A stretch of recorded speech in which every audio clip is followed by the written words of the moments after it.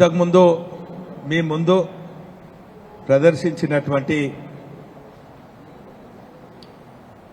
బాకీ కార్డును BRS party గత కొన్ని రోజుల క్రితం ప్రజల పక్షాన ప్రజలు అడుగుతున్న వాటిని ఒక బాధ్యత ఉన్నటి ప్రతిపక్ష పార్టీగా గత 2 ఏళ్ల క్రితము ఎన్నికల సమయంలో కాంగ్రెస్ పార్టీ ఇచ్చినటువంటి హామీలను 100 రోజుల్లో అమలు చేస్తామన్నటువంటి హామీలు 100 రోజులు కాదు కదా, సుమారు 200, 300, 400, 500, 600, 700 రోజులు ఓపిక బట్టి ప్రజల పక్షాన ప్రతిపక్ష పార్టీగా మీరు ఇచ్చినటువంటి ఏమీ అమలైతే లేవు, ఆ హామీలు నెరవేర్చాలని చెప్పి మహిళల పక్షాన మహిళలు అడుగుతున్నటువంటి 2500 హామీని, అంటే 22 నెలల నుంచి మహిళలకు బాకీ ఉన్నటువంటి సుమారు ఒక్కొక్క మహిళకు 55,000 ఇవ్వాలని చెప్పి ఆ బాకీ కార్డు ప్రదర్శిస్తుంటే, అదేవిధంగా వృద్ధులకు 4,000 పెన్షన్ అన్నారు. ఆ వృద్ధులకు ఇవ్వవలసినటువంటి 44,000 బాకీ కార్డును వికలాంగులు మీరిచ్చినటువంటి హామీ ప్రకారము 6,000, అంటే 22 నెలల్లో 44,000. ఆ వృద్ధులు, ఆ తాతలు, ఆ వృద్ధులందరూ కూడా మాకు కాంగ్రెస్ పార్టీ నుంచి ఒక్కొక్కలకు 44,000 బాకీ ఉన్నది, అవి ఇవ్వాలని వాళ్ళు అడుగుతుంటే, చివరికి వికలాంగులు కూడా వారికి కూడా సుమారు 44,000 బాకీ ఉన్నారని చెప్పి వికలాంగుల సోదరులు సోదరుమణులు అడుగుతుంటే, అదేవిధంగా గతంలో మేనిఫెస్టోలో పెట్టకుండా కూడా ఏ ఆడపిల్ల తల్లి తండ్రికి కూడా ఆ పాప పెళ్లికి భారం కావద్దని చెప్పి వినూతన రీతిలో దేశంలో ఎక్కడ కూడా లేని విధంగా మా ప్రభుత్వం కళ్యాణ లక్ష్మి షాదీ ముబారక్ ఇస్తే, అది కాకుండా తులం బంగారం ఇస్తా అన్నటువంటి మొన్న పెళ్ళైనటువంటి యువతులందరూ కూడా ఆ కళ్యాణ లక్ష్మి తులం బంగారం ఏదని అడుగుతుంటే, విద్యార్థులకు స్కూటీలు అని వాళ్ళు అడుగుతుంటే, నిరుద్యోగ యువకులు జాబ్ క్యాలెండర్ 2 లక్షలు అన్నారు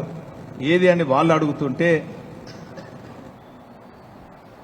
వారి పక్షాన వారికి మద్దతుగా మేము మద్దతు తెలిపి ఆ బాకీ కార్డులు ప్రదర్శిస్తుంటే, ఆ బాకీ ఉన్నటువంటి పథకాలకు మీరు సమాధానం చెప్పలేక నిస్సాయి స్థితిలో ఉండి మాయమాటలు చెప్పి 100 ఏళ్ల కాంగ్రెస్ అని 100 ఏళ్లలో అనేక సందర్భాలలో ప్రజలను మోసం చేసి అధికారంలోకి వచ్చినటువంటి కాంగ్రెస్ నాయకులు చివరికి మొన్న రేవంత్ రెడ్డి గారి నాయకత్వంలో తెలంగాణ ప్రజలను అమలు కాని హామీలు ఇస్తూ 6 గ్యారంటీ కార్డులు, ఎంత విచిత్రం అంటే అది బ్యాంక్ డిపాజిట్ కార్డు లాగా ఒక్కొక్క ఇంటికి పోయి ఈ కార్డు ఉంచుకో, మా ప్రభుత్వం రాగానే నీకు పెన్షన్ ఇస్తాము, నీకు పిల్లల పెళ్ళైతే తులం బంగారం ఇస్తాము కళ్యాణ లక్ష్మితో పాటు, రైతులకు బ్రహ్మాండంగా ఇంటికాడు ఉంటేనే మేమే పండిస్తాము, మేమే గిట్టుబాటు ధర ఇస్తాము, మేమే యూరియా ఇస్తామని చెప్పి చివరికి అన్నపూర్ణగా దేశానికి ఆదర్శంగా ఉన్నటువంటి తెలంగాణ రైతాంగాన్ని కూడా మట్టి కొట్టినటువంటి నీచమైనటువంటి నికృష్టమైనటువంటి కాంగ్రెస్ నాయకులు ఈరోజు డైవర్షన్ పాలిటిక్స్తోని ప్రజాపాలన అన్నారు, ప్రజా వ్యతిరేక పాలన చేస్తున్నారు. ప్రజల గొంతుగా ప్రతిపక్ష పార్టీగా బీఆర్ఎస్ పార్టీ నాయకులు మిమ్మల్ని ప్రశ్నిస్తుంటే వాటికి సమాధానం చెప్పలేక డైవర్షన్ పాలిటిక్స్, రివెంజ్ పాలిటిక్స్, ఎప్పుడు ప్రజలు మీ పైన వ్యతిరేకత ప్రారంభం కాగానే, నగరంలో ప్రారంభం కాగానే అక్కడ హైడ్రా పేరిట వాళ్లను పేద ప్రజలను ఇండ్లు ధ్వంసం చేసి రకరకాలుగా ఇబ్బంది పెడుతున్నారు. వారి పక్షాన తెలంగాణ భవన్లో బాధితందరూ వస్తే వారి పక్షాన పోరాడుతుంటే మా కేటీఆర్ గారి పైన అనేక అవినీతి ఆరోపణలు చేయటం, రైతులు సకాలంలో యూరియాలు దొరుకుతలేవు, మేము పండించినటువంటి పంటకు గిట్టుబాటు ధర వస్తలేదు, సకాలంలో కరెంటు వస్తలేవు, మేము పండించిన పంటలు ఎవరు కొంటలేరని చెప్పి వాళ్ళు రోడ్ల మీదకి రాగానే వెంటనే కాళేశ్వరం కాలిందనో చెప్పి డైవర్షన్ పాలిటిక్స్ చేస్తూ ఈరోజు దేశంలోనే కాదు ప్రపంచంలో అబ్బరుపోయేగా నిర్మాణం చేపట్టినటువంటి కాళేశ్వరాన్ని కట్టినటువంటి మహానేత కేసీఆర్ గారి పైన నిందారోపణలు చేస్తున్నటువంటి నీచమైన చర్యలకు మీరు దిగజారుతున్నారు. అందుకే గత 2 నెలల నుంచి కాంగ్రెస్ నాయకులు ఎక్కడ కూడా తిరగలేని పరిస్థితి. ముఖ్యమంత్రి నుంచి మంత్రుల నుంచి శాసనసభ్యులు చోటామోటా నాయకులు ఎక్కడికి కూడా పోయే పరిస్థితి లేదు. ఎక్కడ పోతే అక్కడ ప్రజలందరూ కూడా ప్రశ్నిస్తుంటే దీన్ని తిప్పి కొట్టేదానికి, ప్రజల దృష్టి మళ్లించేదానికి ఏదో డోకా కాడని చెప్పి మరొక్కసారి ప్రజలను వంచే విధంగా, ప్రజల దృష్టిని మళ్లించే విధంగా కాంగ్రెస్ నాయకులు చేస్తున్నటువంటి కుట్రలను ప్రజలు ఎక్కడికక్కడ మరి తిప్పికొట్టే పరిస్థితి ఉన్నది. కాంగ్రెస్ నాయకులారా, మా పైన ఎన్ని అక్రమ కేసులు బనాయించినా ఇంతకుముందే కొంతమంది ప్రెస్ మిత్రులు కూడా చూసిండ్రు, నన్ను అరెస్ట్ చేసేదానికి, మా నాయకులను అరెస్ట్ చేసేదానికి పార్టీ కార్యాలయం కూడా వచ్చిండ్రు. నాయనా, ఇటువంటి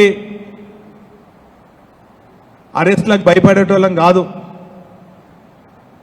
ఇటువంటి బెదిరింపులకు భయపడేటోళ్ళం కాదు. సమైక్య రాష్ట్రంలోనే 2-3 ముఖ్యమంత్రులను ఎదిరించినటువంటి ఓరుగల్లు అంటేనే పోరుగల్ లాంటి పోరు బిడ్డను నేను. మా పైన ఎన్ని అక్రమ కేసులు పెట్టినా, ఎన్ని అవినీతి ఆరోపణలు చేసినా కూడా ప్రజాక్షేత్రం ఉంటాము, ప్రజల పక్షాన పోరాడతాము. మరి తెలంగాణ రాష్ట్ర సాధన కోసం త్యాగాల పునాది పైన స్థాపించినటువంటి టీఆర్ఎస్ పార్టీ, బీఆర్ఎస్ పార్టీ గులాబీ సైనికునిగా పోరాడతామని కూడా ఈ సందర్భంగా తెలియజేస్తున్నాం. మాది త్యాగాల పైన స్థాపించినటువంటి పార్టీ 14 ఏళ్ల పాటు తెలంగాణ ప్రజల ఆకాంక్ష మేరకు ఉద్యమించి ఉద్యమ పార్టీగా మరి ప్రజల ఆశీర్వాదం తీసుకొని ప్రభుత్వం 10 ఏళ్ల పాటు నడిపించినాం. 10 ఏళ్లలో బ్రహ్మాండంగా మీరు 70 ఏళ్ళు స్వతంత్ర భారతంలో మరి చేయని అభివృద్ధి, సమైక్య రాష్ట్రంలో జరగని అభివృద్ధి మరి తెలంగాణలో 10 ఏళ్ల పాటు భారత రాజ్యాంగ నిర్మాత అయినటువంటి బాబాసాహెబ్ అంబేద్కర్ బోధించినటువంటి, రచించినటువంటి రాజ్యాంగంలో విద్యా వైద్యం సమాన హక్కు అందరికీ అందాలనే ఉద్దేశంతో కేసీఆర్ గారు బ్రహ్మాండంగా విద్యా వైద్యం అందించినటువంటి మహానాయకుడు కేసీఆర్ అని కూడా ఈ సందర్భంగా తెలియజేస్తున్నాను. ఆ 10 ఏళ్ల కాలంలో అనేక ప్రభుత్వ పాఠశాలలు, అనేక విద్యార్థులకు పౌష్టికాహారంతో పాటు విలువలతో కూడినటువంటి విద్యను అందించి మరి ఈరోజు చూసినట్టయితే 10 ఏళ్లలో ఎంతో మంది ఎస్సీ, ఎస్టీ, బీసీ మైనార్టీలు మరి ఉన్నతమైనటువంటి చదువులు చదివి విదేశాలకు పోయినటువంటి చరిత్ర ఆ రోజు. కానీ ఈరోజు ప్రభుత్వ ఆసుపత్రులు పోలేని పరిస్థితి, ప్రభుత్వ పాఠశాల కళాశాలలో చేరలేని నిస్సాయ స్థితిలో వాళ్ళందరూ కూడా ఉన్నారు. ఏదేమైనప్పటికీ కూడా మీరు మా పైన ఎన్ని కేసులు మోపినా,